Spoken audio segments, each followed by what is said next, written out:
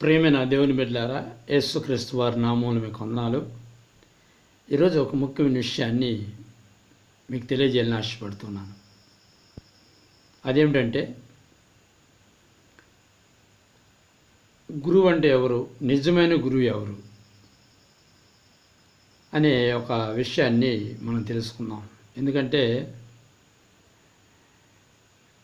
Teachers day అని మనం చేసుకుంటున్నాం. అంటే గురువుని గౌరవించాలి. శిష్యులు లేదా విద్యార్థులు అంటే శిష్యులే, వాళ్ళు విద్య నేర్పిన గురువును గౌరవించాలి. పురాణాల్లో చూసినా, లేదా ఖురాన్లో చూసినా, లేకపోతే బైబిల్లో చూసినా గురువులు అనేవాళ్ళు ఉన్నారు, శిష్యులు అనేవాళ్ళు ఉన్నారు. గురువుల దగ్గర శిష్యరికం చేసిన వాళ్ళు ఉన్నారు, వాళ్ళకి గురుదక్షిణ సమర్పించిన వాళ్ళు ఉన్నారు, అంటే బహుమతులు ఇచ్చిన వాళ్ళు ఉన్నారు. అయితే బైబిల్ ప్రకారంగా గురువు ఎవరు ఈ ప్రపంచానికి? నిజమైన గురువు ఉన్నాడా? ఉంటే అతని లక్షణాలు ఏమిటి అనేది ఈరోజు మనం తెలుసుకుందాం. తెలుసుకున్న ముందు యేసు క్రీస్తు వారి నామమున మీకు వందనాలు. యేసు పలుకుతున్న మినిస్ట్రీ తరపున మీకు శుభములు కలుగునుగాక. ఒక వాక్యాన్ని బైబిల్ నుంచి మనం చదువుకుందాం. మత్తయి సువార్త 23వ అధ్యాయము 10వ వచనం మనం చదువుకుందాం. మరియు మీరు గురువులని పిలవబడవద్దు, క్రీస్తు ఒక్కడే మీ గురువు. ప్రార్థన. ప్రభువా, ఈ వాక్యాన్ని దీవించి ఆశ్రయించి నీ బిడ్డలతో మాట్లాడమని, అర్థం చేసుకుని శక్తిని దయచేయమని యేసు నామమున అడుగుతున్నాను తండ్రి, ఆమేన్. ప్రియమైన సహోదరులారా, గమనించండి. ఈ వాక్యాన్ని మనం చూసినట్లయితే యేసు ప్రభు అంటున్నాడు, నా దగ్గర మీరు శిష్యరికం చేశారు, నేర్చుకున్నారు.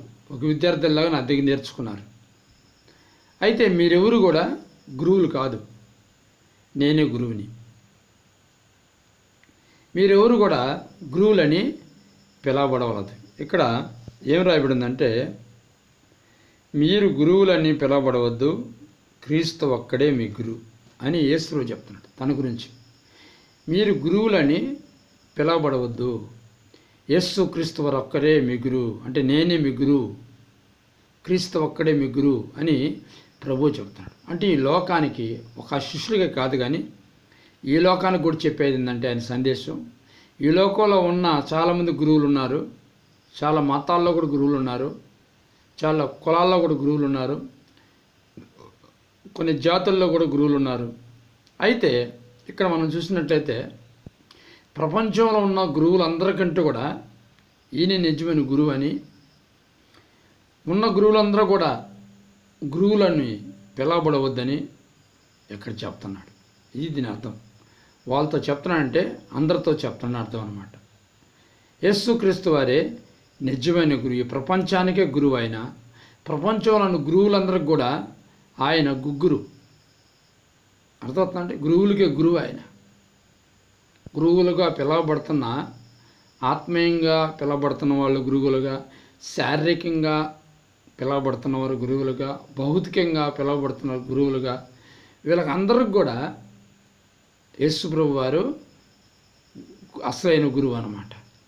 అసలైన గురువు అని ఎందుకు చెప్తున్నానంటే, వీళ్ళందరూ గురువులుగా ఎందుకు ఎంచబట్టలేదని చెప్తున్నానంటే, గురువు అనేవాడు నిజమైన గురువు అయితే ప్రతిఫలాన్ని విద్యార్థి నుంచి ఆశించడండి. ప్రతిఫలాన్ని ఆశించకుండా, జీతానికి పని చేయకుండా, ప్రతిఫలాన్ని ఆశించకుండా,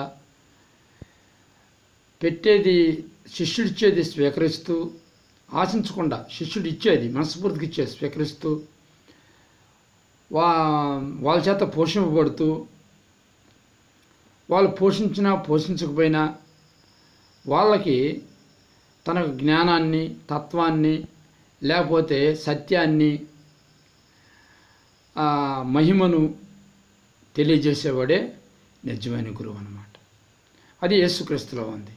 వీటన్నిటికంటే కూడా ముఖ్యమైనది ఏంటంటే, ఒక శిష్యుడి గురించి ప్రాణం పెట్టేవాడు అనమాట. ప్రాణాన్ని కూడా అవసరమైతే ప్రాణాన్ని కూడా ఇచ్చేవాడు నిజమైన గురువు.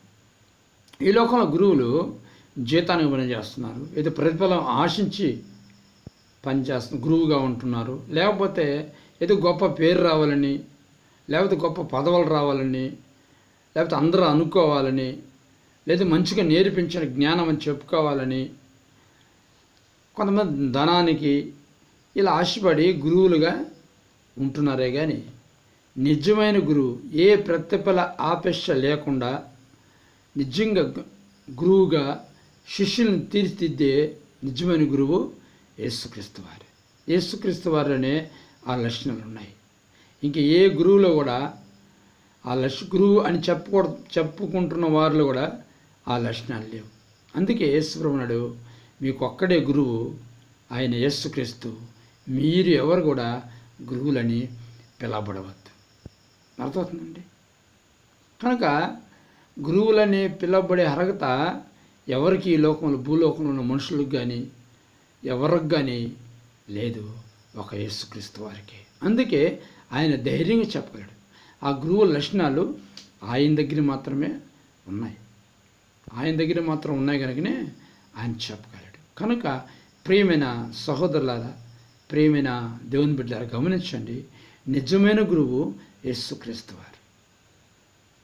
గురువు దర్శన ఇవ్వడం తప్పులేదు, గురువు దర్శన ఇవ్వాలి, అడిగినా ఇవ్వాలి, అడగకపోయినా ఇవ్వాలి. నిజమైన గురువు అయితే అడగడు, అడగకపోయినా మనం ఇవ్వాలి. వాళ్ళ పోషణార్థమై ఇవ్వాలి, వాళ్ళకి అవసరార్థమై ఇవ్వాలి. అర్థమవుతుందండి? ప్రతి శిష్యుడు కూడా గురువుని ఒక తల్లిలాగా, ఒక తండ్రిలాగా, ఒక దైవంలాగా కూడా ప్రతి గురువుని కూడా ఏం చేయాలి? భావించాలి. అలా భావించినప్పుడు ఎవరైతే అలా భావిస్తారో విద్యార్థులైనా శిష్యులైనా వాళ్ళు భవిష్యత్తులో అభివృద్ధి పొందుతారు.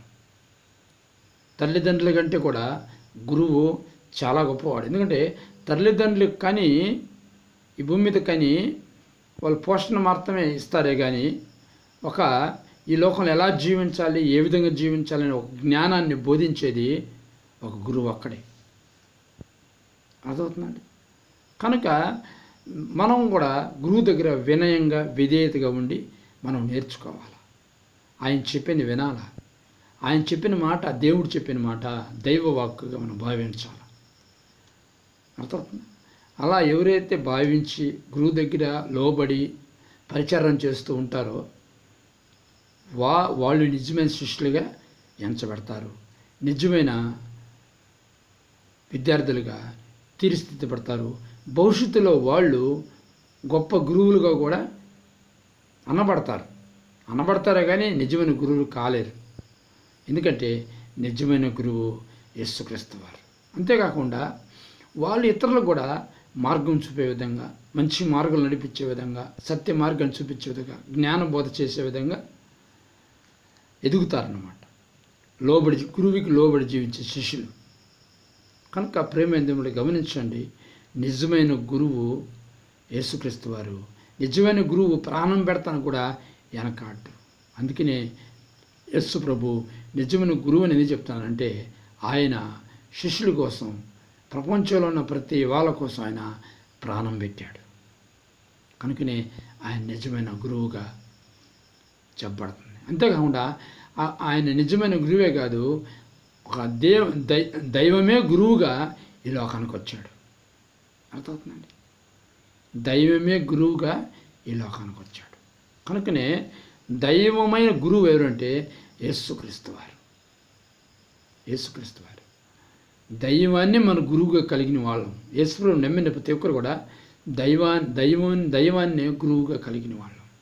గురువే దైవం, గురువే దైవంగా మనం భావించాలి.